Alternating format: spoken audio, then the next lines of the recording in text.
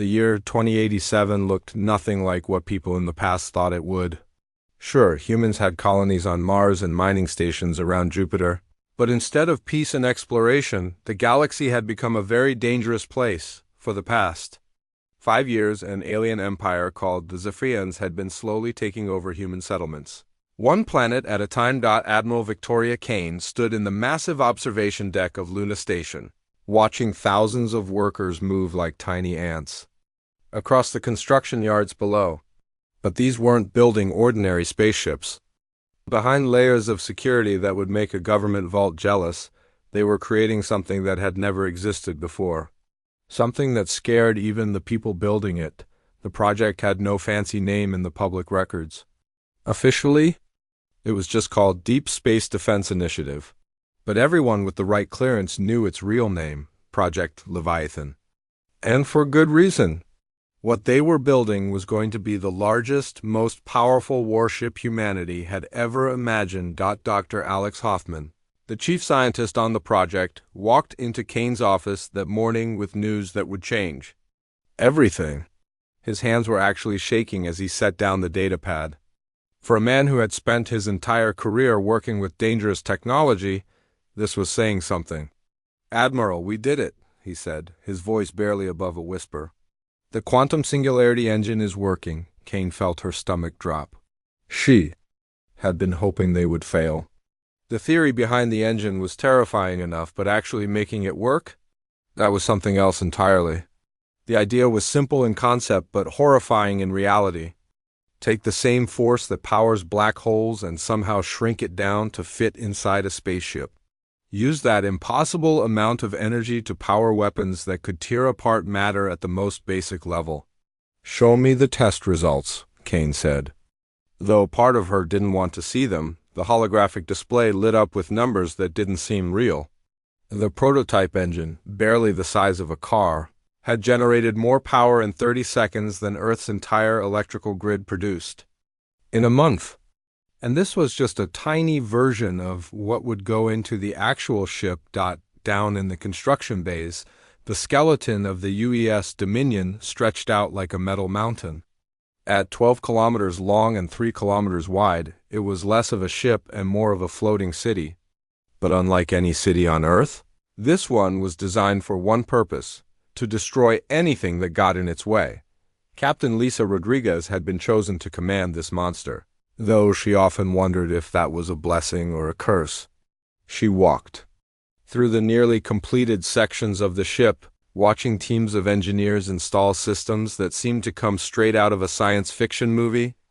The gravity generators alone were powerful enough to create artificial planets.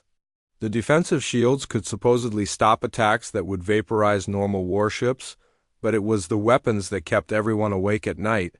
The main gun, officially called the gravitational lance, took up nearly a quarter of the ship's length.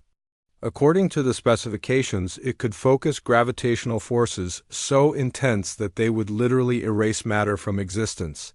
Not burn it, not blow it up, but actually remove it from reality as if it had never been there in the first place. "Captain, you need to see this," called out Lieutenant James Park, the ship's weapons officer. He was standing next to a massive display showing the weapon systems. "The computer simulations are showing something we didn't expect." Rodriguez walked over, dreading what she might hear. The simulations had been running for weeks, testing how the weapons would perform in actual combat. But the results were beyond anything they had planned for. "According to these numbers," Park continued, "the gravitational lance isn't just powerful enough to destroy enemy ships.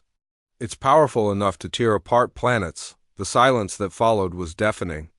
Everyone in the room understood what this meant. They weren't just building a warship. They were building a weapon that could commit genocide on a scale never before possible. Admiral Kane arrived an hour later, her face grim. She had been getting reports from all over the ship about similar discoveries. The defensive systems were so powerful they could deflect asteroids. The engines could move the ship faster than anything in human space, and the weapons could destroy entire fleets without breaking a sweat. "We need to talk about what we're really building here," Kane said to the assembled senior staff. 3 months ago, the Zephyrians destroyed the colony on New Geneva. 50,000 people. They didn't even bother to ask for surrender, they just showed up and started shooting. Captain Rodriguez nodded grimly.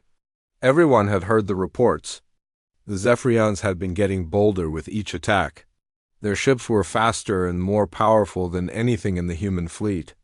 Earth's military leaders were desperate for something, anything, that could level the playing field. But this. Kane gestured toward the massive ship around them. This isn't leveling the playing field. This is tilting it so far in our direction that we might not be able to control what happens next. Dr. Hoffman spoke up from the back of the room. Admiral, with respect, the Zephyrians aren't going to stop just because we ask nicely. They've made it clear that they see humans as inferior. They want our colonies, our resources, and they don't care how many of us they have to kill to get them. I know that, Kane replied. But what happens after we use this ship? What happens when every other species in the galaxy sees what we're capable of? Do you think they're going to sit back and let us have this kind of power? It was a question that nobody wanted to answer, but everyone was thinking about. The galaxy was home to dozens of intelligent species, most of whom had been watching the human-Zephyrian conflict with interest. Some were neutral, some slightly favored humans, and others were quietly supporting the Zephyrians. But none of them would be comfortable with humans having a weapon this powerful. The construction continued anyway. Earth's government had made the decision months ago, and there was no going back now. Every day brought new reports of Zephyrian attacks. The colony on New Terra had gone silent 2 weeks ago. Long-range sensors showed Zephyrian ships massing near the outer human settlements. As the weeks passed, the Youth Dominion slowly came together. The quantum singularity engine was installed in a containment chamber so heavily armored it could survive a direct hit from a nuclear weapon. The gravitational lance was calibrated and tested using computer simulations that pushed the station's computers to their limits. But with each successful test, each completed system, the people working on the project became more and more worried about what they were creating. Some of the younger engineers started calling it the monster. Others referred to it as humanity's last mistake. Captain Rodriguez found herself spending long nights walking through the empty corridors of the ship, trying to imagine what it would be like to actually use these weapons in combat. The responsibility was overwhelming. With a single command, she would be able to destroy more lives than any human in history. The final systems were installed on a cold Tuesday in November. The ship was complete, armed, and ready for its first test flight. But as Admiral Kane stood in the command center, watching the final preparations, she couldn't shake the feeling that they had just built something that would change humanity forever, and not necessarily for the better. The UES Dominion was ready to wake up. The question was whether the galaxy was ready for what humanity had become. 6 months had passed since the UES Dominion was completed, and the massive warship hung in space like a sleeping giant.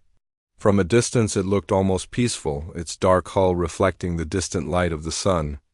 But everyone who knew what was inside that hull felt a chill whenever they looked at it. Captain Lisa Rodriguez stood on the bridge, watching her crew run through final system checks. Today was the day they would find out if all those months of construction and theory would actually work in practice. The ship's first real combat test was about to begin, and nobody really knew what to expect. The test zone was carefully chosen in the outer edges of the solar system, far away from any planets or space stations. Even so, Admiral Kane had ordered all civilian traffic to stay at least 1 million kilometers away. The safety protocols were unlike anything the military had ever used before. Usually, weapon tests happened a few thousand kilometers from the observation ships. This time, the observers were positioned so far away they needed telescopes just to see the Dominion. "All stations report ready, Captain," announced Commander David Chun, the ship's second in command. His voice was steady, but Rodriguez could see the tension in his shoulders. Everyone was nervous, even the veterans who had been in space combat before. This was different. This was unknown territory. The target for today's test wasn't some old cargo ship or practice dummy. Earth Command had assembled an entire mock fleet of decommissioned warships. 47 vessels in total, ranging from small destroyers to massive battleships that had once been the pride of human space forces. All of them had been stripped of their weapons and life support systems, but their hulls and armor were still intact. Under normal circumstances, destroying this many ships would take a full battle fleet several hours of intense combat. "Dr. Hoffman, are the weapon systems ready?" Rodriguez asked. The chief scientist looked up from his console, his face pale. "All systems are green, Captain. The quantum singularity engine is stable, and the gravitational lance is charged to full power. But I have to say again, we're really not sure what's going to happen when we fire this thing." Rodriguez nodded. They had run thousands of computer simulations, but this would be the first time the weapon was actually used. The theory was solid, but theory and reality didn't always match up, especially when dealing with forces that could bend space and time. "All right, people," Rodriguez said over the ship's communication system. "This is what we've all been working toward. Remember, we're not just testing a weapon today. We're testing something that might save humanity from the Zephyrian threat. Stay calm, follow procedures, and let's see what this ship can do." The target fleet was arranged in a standard battle formation, spread out over several hundred kilometers. It looked impressive, like something that could challenge any enemy force. The largest ship, an old dreadnought called the Titan's Pride, had once been capable of taking on entire pirate fleets by itself. "Target acquisition complete," reported Lieutenant Park from the weapons station. "All enemy vessels are locked in. Gravitational lance is ready to fire on your command." Rodriguez took a deep breath. In a few seconds they would find out if all their work had been worth it, or if they had built something too dangerous to use. Fire. What happened next would be talked about in military circles for decades to come. The gravitational lance didn't make a sound, of course. Space doesn't carry sound waves. But every person on the Dominion felt something, a vibration that seemed to come from everywhere at once. A sensation like reality itself was being twisted from the weapon's barrel. Invisible forces reached out across space at the speed of light. Where they touched the target ships, matter simply stopped existing. The Titan's Pride, all 2 kilometers of armored hull and reinforced steel, vanished as if it had never been there. Not destroyed, not blown apart, but erased. The other ships followed in rapid succession. Destroyers, cruisers, frigates, all of them disappeared in flashes of light that lasted less than a second each. In exactly 3.2 seconds, 47 warships had been completely removed from existence. But that wasn't the end of it. The gravitational forces unleashed by the weapon didn't just disappear after hitting their targets. They kept going, spreading out through space like ripples in a pond. 2 large asteroids that had been floating peacefully in the test zone suddenly began to crack and crumble. The gravitational distortions were tearing them apart from the inside. "Captain," shouted Lieutenant Park, "we're detecting massive gravitational anomalies throughout the test zone. The weapon's effects are spreading beyond the targets." Rodriguez watched in horror as chunks of asteroid debris began spinning wildly through space. The gravitational lance had created temporary rifts in the fabric of space-time itself. Reality was literally bending around the areas where the weapon had fired. "Dr. Hoffman, what's happening out there?" Rodriguez demanded. The scientist was frantically checking his readings, his face growing paler by the minute. "The quantum forces are more powerful than we calculated. They're creating localized distortions in space-time. The effects should fade in a few hours, but Captain, if we had fired this weapon near a planet..." He didn't need to finish the sentence. Everyone on the bridge understood. They hadn't just built a weapon that could destroy enemy ships. They had built something that could damage the very structure of space itself. "Admiral." Kane's voice crackled over the communication system from the observation ship. "Dominion, this is Command. We're reading some very disturbing data from your weapon test. Report your status immediately." "Admiral, all ship systems are normal," Rodriguez replied. "But the weapon's effects were far beyond what we expected. We may have a serious problem here." The next few hours were spent analyzing the test results, and the news just kept getting worse. The computer models had been completely wrong about the weapon's true power.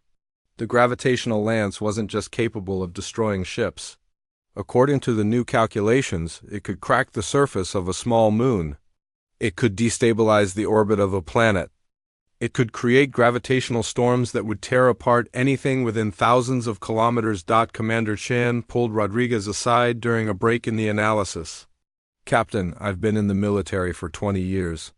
I've seen plasma cannons that could melt through starship armor like butter. I've seen nuclear missiles that could turn cities into glass. But this thing we've built, it's not a weapon, it's a force of nature. Rodriguez knew he was right. Traditional weapons, no matter how powerful, followed predictable rules. You could calculate their damage, plan their use, control their effects. But the Dominion's weapons operated on principles that humanity barely understood. They were playing with forces that had shaped the universe since the beginning of time. News of the test results spread quickly through the upper levels of Earth's government. Some officials were thrilled. Finally, humanity had something that could stand up to the Zephyrian fleet. Others were terrified. What they had built was so powerful it could threaten human colonies just as easily as enemy forces. Captain Rodriguez found herself at the center of debates she never wanted to be part of. Military leaders wanted to deploy the Dominion immediately against Zephyrian targets. Scientists wanted to study the weapon's effects for years before using it again. Politicians wanted to use the ship as a bargaining chip in negotiations, but deep down, Rodriguez knew that the choice might be taken out of all their hands. Intelligence reports were coming in daily about Zephyrian fleet movements. They were massing ships near human space in numbers never seen before. Whatever they were planning, it was going to happen soon. The UES Dominion was ready for war. The question was whether humanity was ready for what that war might become. They had awakened something that could reshape the balance of power in the galaxy. Now they had to decide whether to use it, knowing that once they did, there would be no going back. The monster was awake, and it was hungry for battle. The emergency klaxons were still echoing through Earth Command when Captain Rodriguez received the call that would change everything. She was in her quarters aboard the UES Dominion, trying to catch a few hours of sleep after another day of weapon system calibrations when Commander Chun burst through her door. "Captain, we need to get to the bridge immediately," he said, his face grim. "The Zephyrians have launched a massive attack on Mars." Rodriguez was up and moving before Chun finished speaking. As they rushed through the corridors of the massive ship, crew members were already running to their battle stations. The ship that had been conducting peaceful tests just days ago was about to face its first real combat on the bridge. The main display showed a sight that made everyone's blood run cold. Over 200 Zephyrian warships had appeared in Mars orbit, their distinctive purple hulls gleaming against the red planet's surface.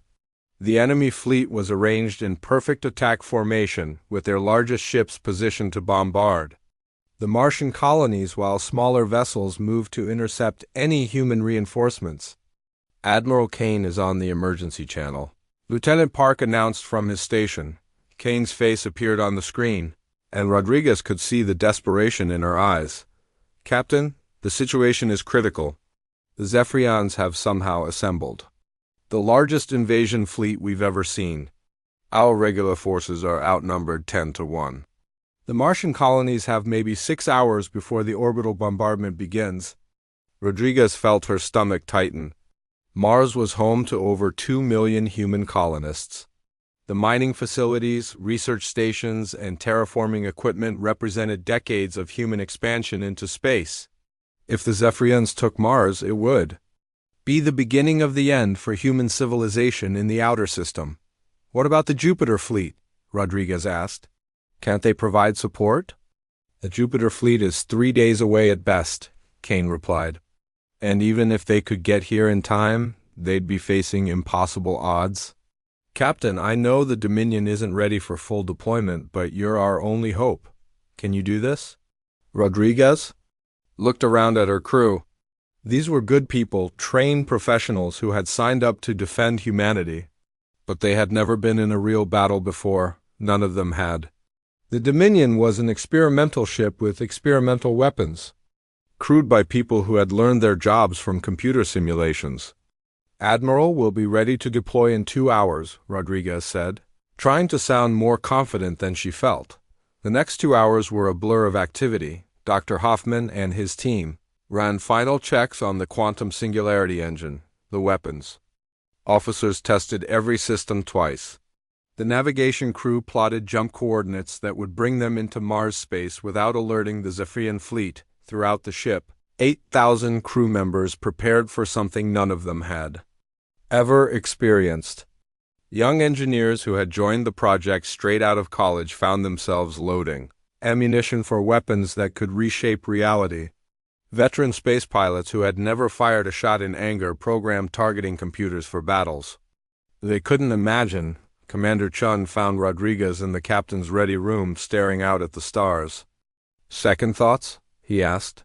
"About 1,000,000 of them," she replied. "David, what if we're wrong about this ship? What if the weapon doesn't work the way we think it will? What if it works too well?" Chun sat down across from her. "Lisa, I've known you for 8 years. You're the best captain I've ever served under. If anyone can handle this responsibility, it's you. But what if handling it means becoming something we never wanted to be?" Rodriguez asked. "What if using this weapon changes us into the very thing we're fighting against?" It was a question that had been haunting her since the test firing. The Zephyrians were known for their ruthless tactics, their willingness to destroy entire populations to achieve their goals. Was humanity about to cross that same line? "Captain, to the bridge," came the announcement over the ship's communication system. "We're approaching Mars space." The jump into Mars orbit was unlike anything Rodriguez had ever experienced. The Dominion's massive size meant that its hyperspace entry created gravitational waves that could be detected from millions of kilometers away. They weren't sneaking up on anyone. The main display lit up with tactical information as soon as they dropped out of hyperspace. The Zephyrian fleet was even larger than the initial reports had suggested. Over 230 ships, including some vessel types that human intelligence had never seen before. "Captain, we're being scanned by multiple enemy ships," reported Lieutenant Park. "They're trying to get a weapons lock on us." "All hands, this is the captain," Rodriguez announced over the ship-wide communication system. "We are now in combat. Remember your training, trust your equipment, and let's show these invaders that humanity won't go quietly into the night." The first Zephyrian attack came within minutes. A squadron of their fastest ships, sleek vessels designed for hit-and-run tactics, accelerated toward the Dominion at incredible speed. Their weapons, powerful enough to punch through the armor of any normal human ship, struck the Dominions. Shields like raindrops hitting a window. "Shields holding at 98%, reported the defensive systems officer. "Minimal damage," Rodriguez felt a surge of confidence. The Dominion's defenses were working exactly as designed. But defense wasn't why they were here. "Weapons, target the lead squadron. Prepare to fire the gravitational lance." "Targets locked, Captain. Weapon charged and ready." "Fire!" The effect was immediate and terrifying.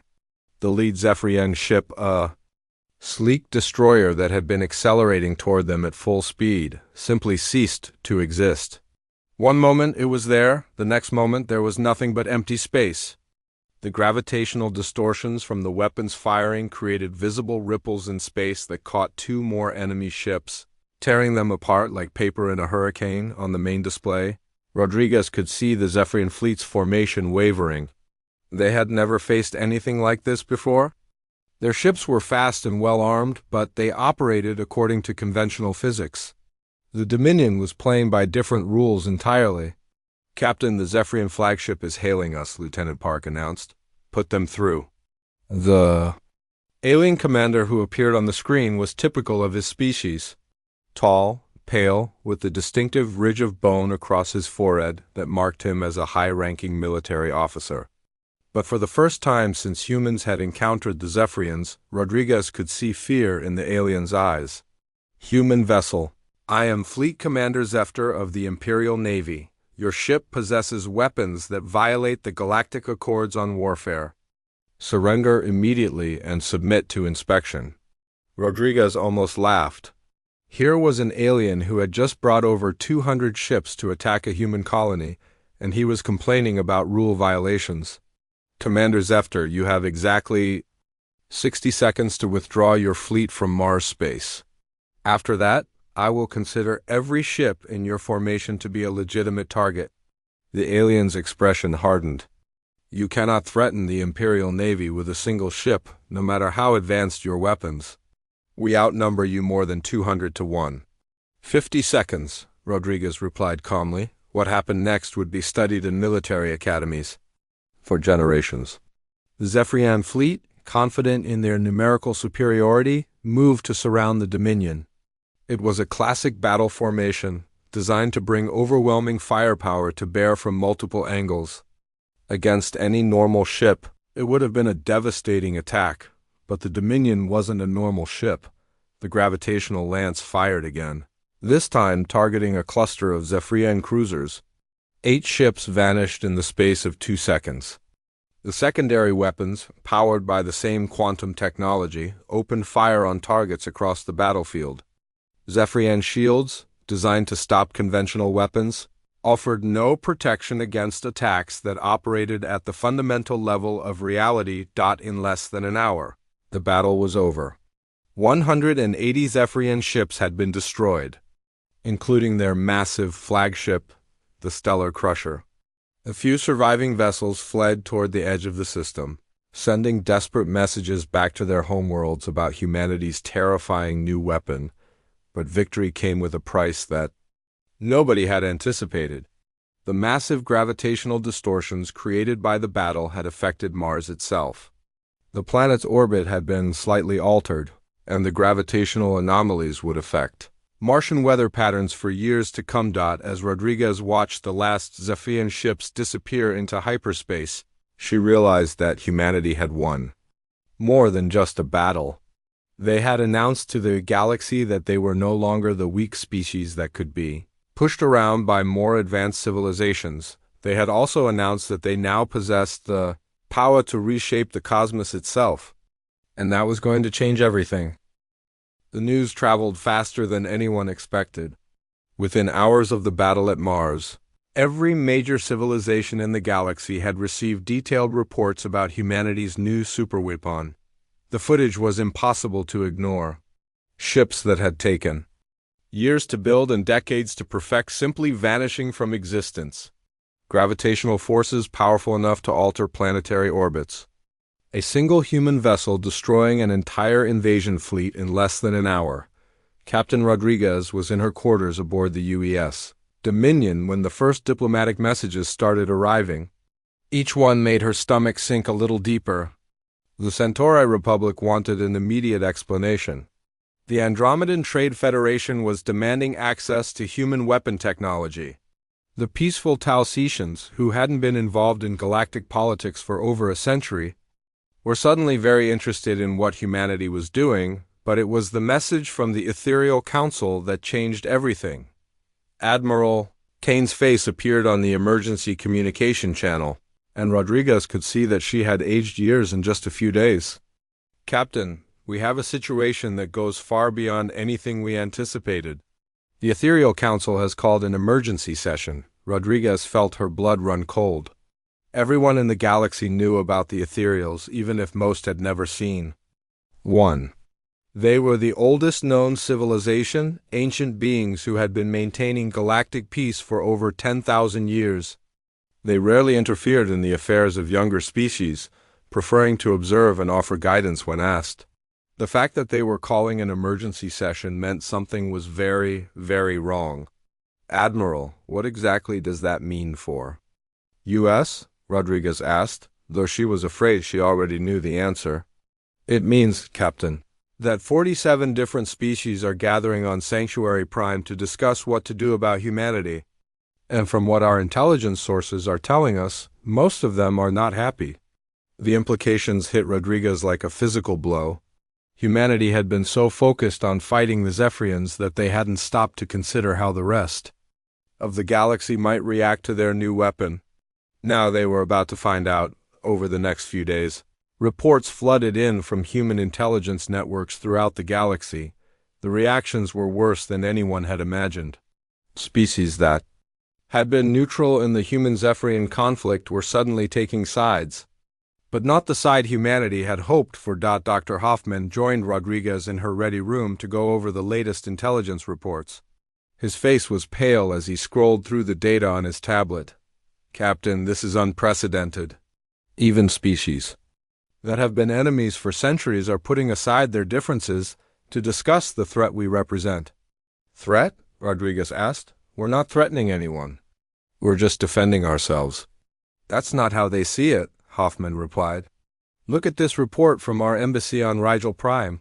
The crystalline assembly is comparing our weapon to something called the reality plague that supposedly destroyed an entire star system thousands of years ago.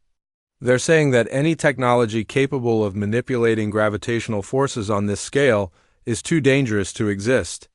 Rodriguez read through the report, her heart sinking with each paragraph. The crystalline assembly wasn't known for overreacting.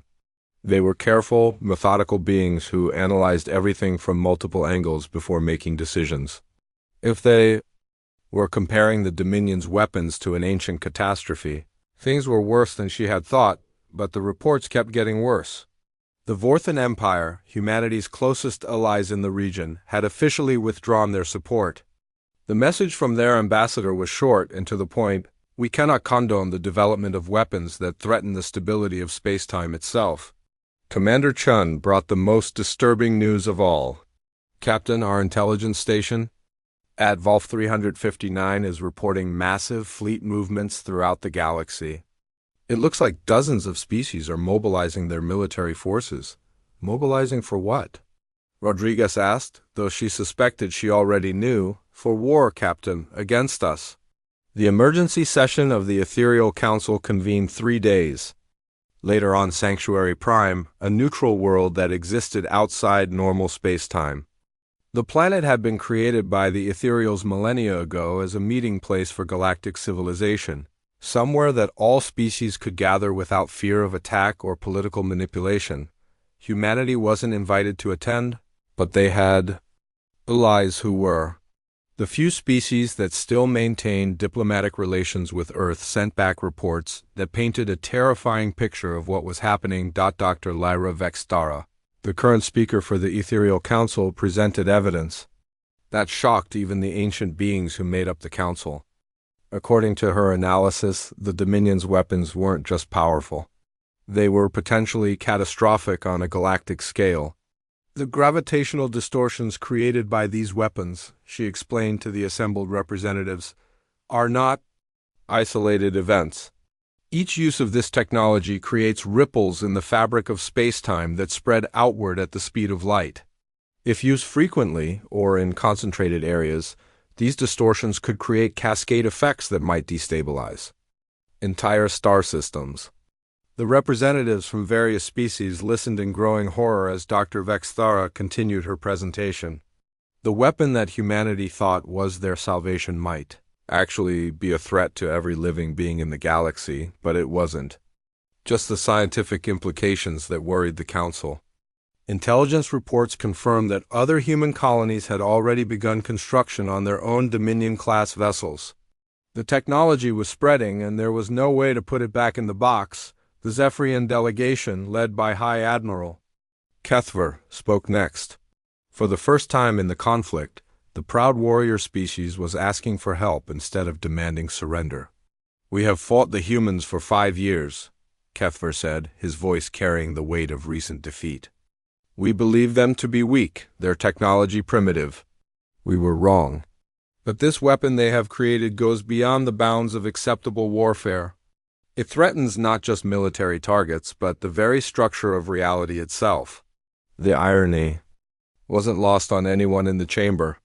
The species that had started the war by attacking human colonies was now pleading for protection from human retaliation. Representatives from the Andromedan Trade Federation presented economic projections that were equally disturbing.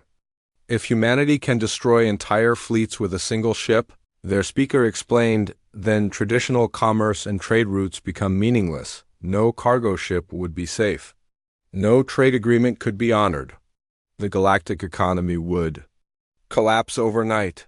But perhaps the most chilling presentation came from the Taotian philosopher-scientists.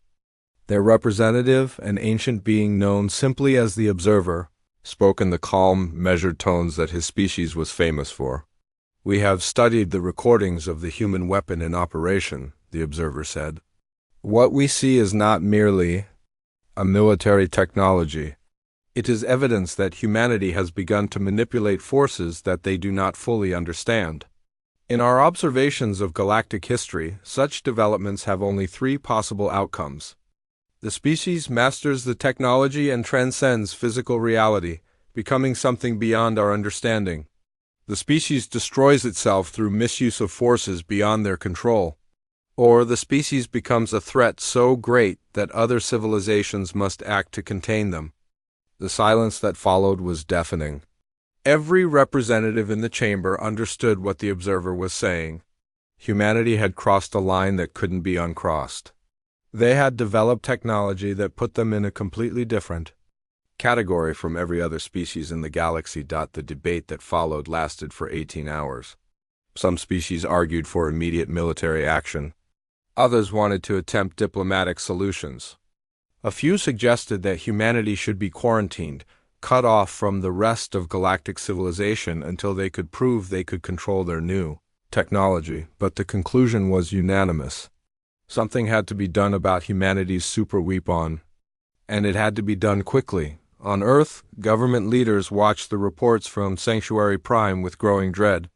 Admiral Kane found herself in meetings that went late into the night as politicians and military leaders tried to figure out how to respond to a crisis they had never anticipated. "We wanted to defend ourselves from the Zephyrians," Kane said to the assembled Earth Council. "Instead, we've managed to unite the entire galaxy against us. How did we get this so wrong?" The answer was becoming clear to everyone involved. Humanity had been so focused on winning the war that they hadn't stopped to consider what victory might cost them. They had built a weapon powerful enough to defeat any enemy, but in doing so, they had made every other species in the galaxy their enemy. The UES Dominion hung in space near Earth, its massive bulk a symbol of both humanity's greatest achievement and their greatest mistake. Inside the ship, Captain Rodriguez and her crew waited for orders that might determine the fate of human civilization. The galaxy had made its decision. Now humanity would have to live with the consequences. The message arrived on a Tuesday morning, delivered by a Taotian diplomatic vessel that appeared at the edge of Earth's solar system without warning. Captain Rodriguez was having coffee in the Dominion's observation lounge when Commander Chin found her with the news that would change everything. "Captain, you need to see this immediately," he said, his face grave. "It's an ultimatum from the Galactic Council." Rodriguez set down her coffee and followed Chun to the bridge. The main display showed the text of the message, written in 17 different languages to ensure there could be no misunderstanding. As she read it, Rodriguez felt her heart sink into her stomach. The terms were simple and non-negotiable. Humanity had 72 hours to completely decommission the UES Dominion and destroy all quantum singularity technology. Every ship, every research facility, every piece of data related to the project had to be eliminated. In return, the galaxy would allow human civilization to continue existing. If humanity refused, a combined fleet of over 400 ships from 37 different species would move to enforce the ultimatum. It would be the largest military force ever assembled in galactic history, united for one purpose: stopping humanity before their technology could spread any further. Admiral Kane's face appeared on the emergency communication channel within minutes of the message's arrival. She looked like she had aged a decade overnight. "Captain, I assume you've seen the ultimatum. What's your assessment of our situation?" Rodriguez looked around the bridge at her crew. These were good people who had dedicated their lives to protecting humanity. Now they were being asked to destroy the very thing they had worked so hard to create. "Admiral, honestly, we're in an impossible position. If we fight, we'll be facing impossible odds. The entire galaxy has turned against us. If we surrender, we're giving up the only thing that can protect us from future threats." "There's something else, Captain," Kane said quietly. Our science teams have discovered something about the quantum singularity engines. Something we didn't know before. Dr. Hoffman appeared on a secondary screen, his face pale with exhaustion. He had been working around the clock since the ultimatum arrived, running tests and calculations that nobody wanted to see. Captain, the quantum engines are unstable in ways we never anticipated, he said. Each time we use the gravitational lance, it creates microscopic tears in space-time. Those tears are getting bigger. If we continue to operate the weapon, we could eventually create a cascading failure that would tear apart the solar system itself. The silence on the bridge was deafening. Everyone understood what this meant. The weapon they had built to save humanity might eventually destroy it anyway. How long do we have? Rodriguez asked. If we never fire the weapon again, the existing damage will stabilize over several centuries, Hoffman replied.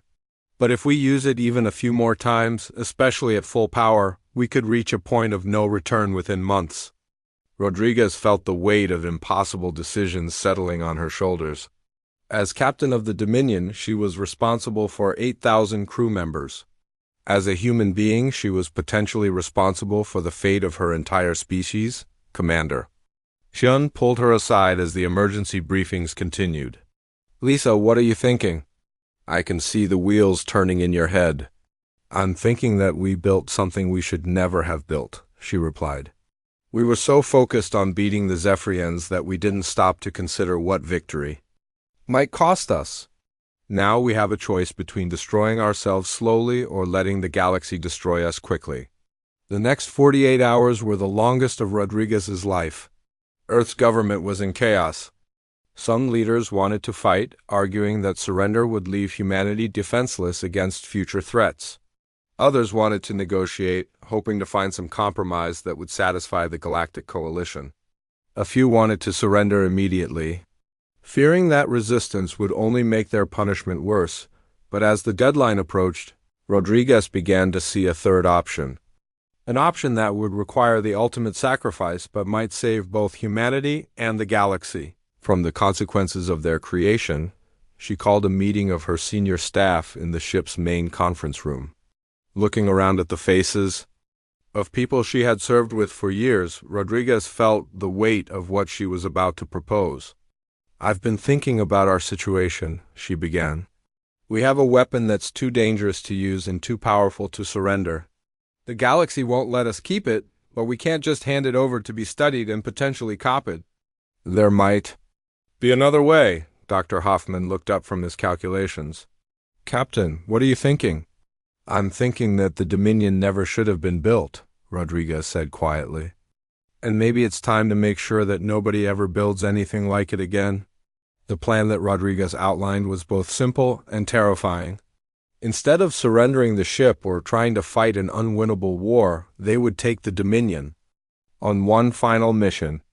They would pilot it to the edge of the galaxy, far from any inhabited systems, and deliberately overload the quantum singularity engine.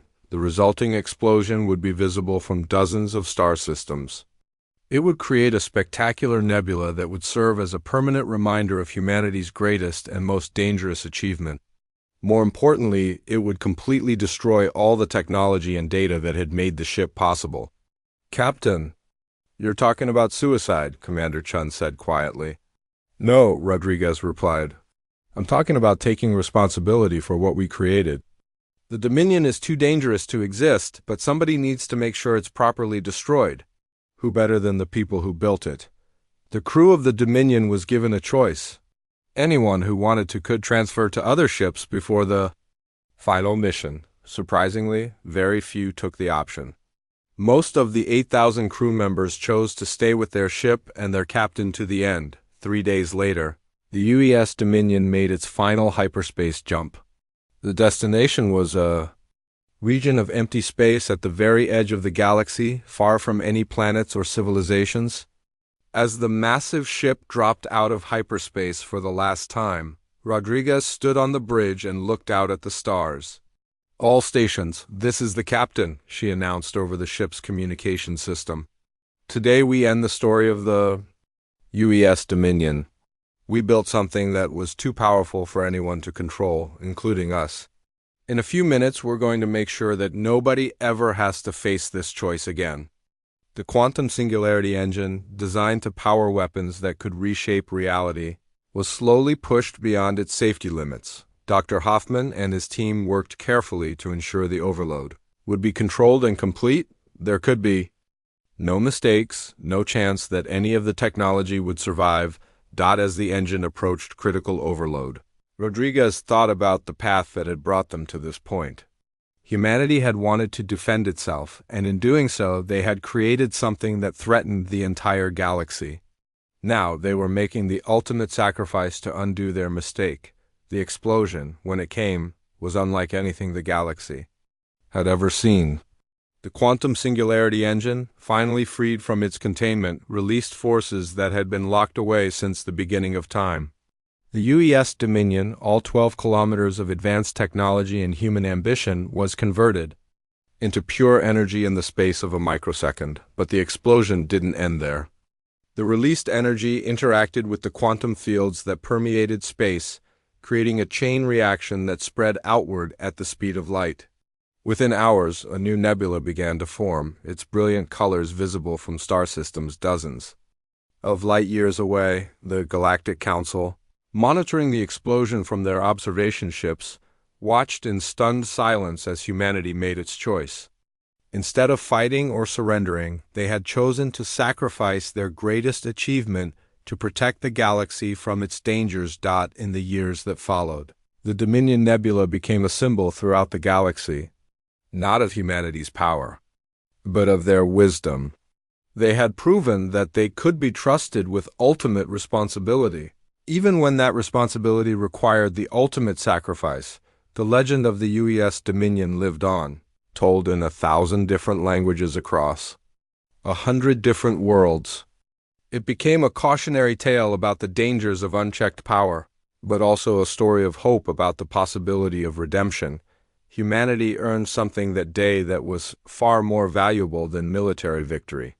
They earned the respect of the galaxy, and with it, a place among the stars that no weapon could have given them.